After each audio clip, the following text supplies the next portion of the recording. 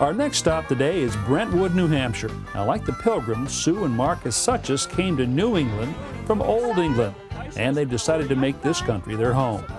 And did I mention their daughter? Hannah! And who's this? Marble. Marble. What a nice cat. So Hannah, you know why we're here today?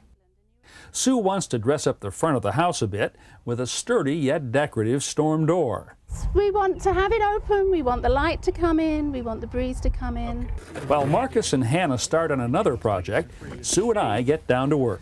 Let's see, here are the directions. I don't need those. Just kidding. This manufacturer actually provides excellent instructions, and that's a big help because people are often intimidated by hanging a door. These steps are really pretty simple. Now, the first thing we're going to have to do is decide which side we're going to hinge the storm door on. Okay. In almost every case, it's hinged on the same side as the entry door hinges, which would put this on the left. That's fine. Okay, so the first thing we want to do is attach the hinges to the left side of the door over here. Okay. Now, these hinges are actually built right into the left side of the frame, as you can see right here, all four of them. And we're going to start by putting this entire frame and the hinges on the left side of the door. Now, to make this easy for us, the manufacturer's given us an index hole right here. Push hard. Push hard. There you go. Good. Now, the rest of the holes we got to drill ourselves. This is called a self-centering drill bit. It's ideal for installing hinges because this outside sleeve right here retracts, allowing the pilot bit to place that hole directly in the center of the hinge hole.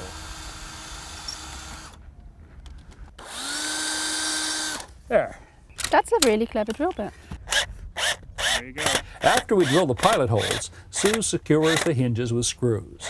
Right down here now we measure the height of the door to determine the length of our hinge plate. Okay, I'm getting about 80 3/8. So have I. Next, we mark off 80 3/8 on our hinge plate. Now, we're going to use a hacksaw.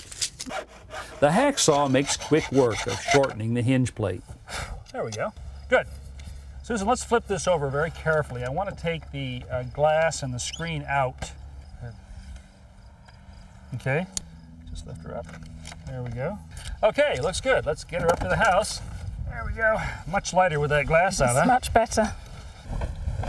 Okay, Susan, let's just stand this right up. Okay.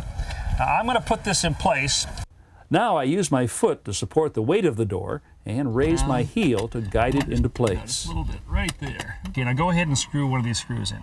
Okay, let's put one in right here. Go ahead. Good, good. Now we're going to open this up. Come around here if you would, Sue.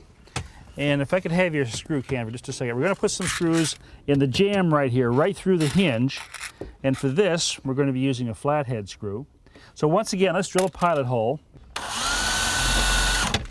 Good. Excellent. Okay, now let's put the screws in. And it's really important not to over-tighten these. Just snug them up, okay? With the other screwdriver there. If you over-tighten, we can distort the hinge. So we just want it snugged up. Now this is called drip cap right here. See this little J-shaped piece like this? It's designed to catch water that's coming down the side of the house and channel it away from the doorway. So we're going to apply this on the top of the door frame here. Before we do though, I'm going to put some caulking up here. I just feel this is a little bit of insurance here. It will keep any water from running down behind this. Now I slide the drip cap over the top of the door. It should extend just beyond the left and right sides. Then Sue secures the drip cap with screws. Drip cap in place, we add the molding to our door frame. How my cut was.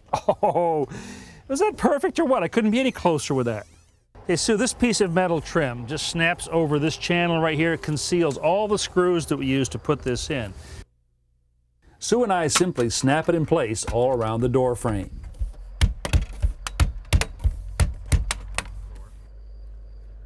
Now here's something really helpful. We'll press this down. The manufacturer provides a stick-on template to show us exactly where to drill the holes for our latch set. Okay. This spring-loaded punch will help the drill get an accurate start. Next, I bore pilot holes, still using my template as a guide. Finally, with a larger bit, I make the final holes for the latch set. With the drilling completed, Sue attaches the latch to the door with screws. There you go. Good. Tight? Good. And go back up the top one there. Leave it a little loose. With the latch set installed, we can now test the door. All right, Sue, let's see if it works. Let's see if it works. Oh, so very sweet. clever. Well, Sue, it's starting to get a little chilly here in New Hampshire, so let's put the certainly glass panel in instead of the screen. I want to get the base of it started down here. Keeper strips are used to hold the glass in place. Start here at the top, kind of squeeze this together, push it up like that.